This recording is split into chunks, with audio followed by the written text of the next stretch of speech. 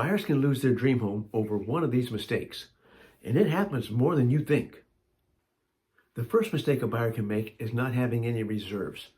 A mentor told me years ago, if a buyer doesn't have $5,000 in reserves, they shouldn't be buying a house.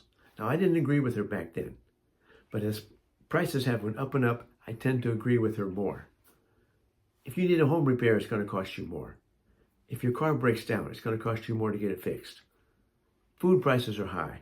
Gas is high. Everything is high and costs more.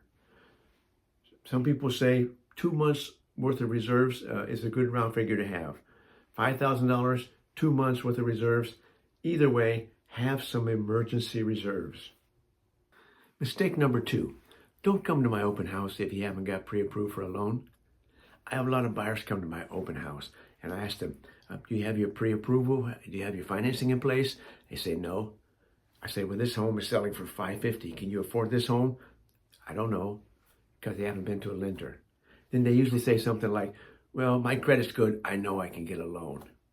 And then I get them to my lender, and my lender says, you know, those credit card payments you were late on, it wasn't very good for your credit. So I can't give you a loan right now.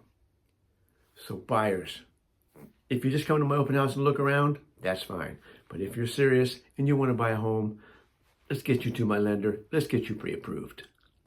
Mistake number 3, buyers, don't buy a home with the listing agent. If you go to an open house and the listing agent's there and you like the home, get your own buyer's agent to work with you. Why? The listing agent's responsibility primarily is to work with the seller. The seller's paying him. So if there's any decisions to be made, he's probably going to lean towards the seller. And he may not be with you during the inspections. He may not answer a lot of your questions.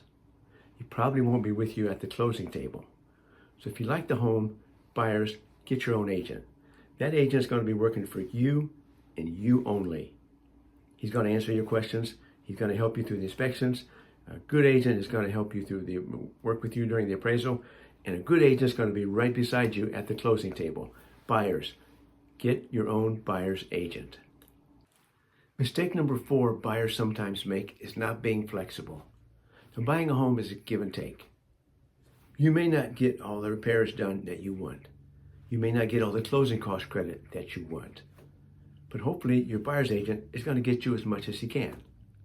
Sellers are going to want as much as they can for the house. And you're going to want a great deal on the house. But you have to be flexible. It's a give and take.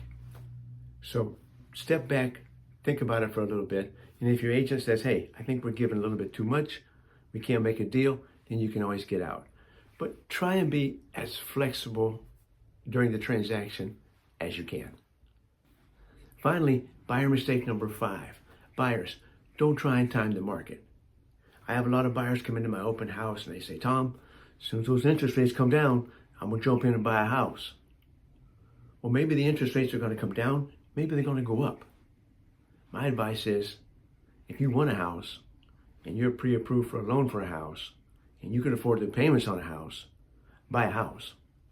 If the interest rates go up, hopefully you're going to be locked into a 30-year fixed rate. Your payment's going to stay the same. If the interest rates come down, you can always refinance. Tom Arnold, RE Realty.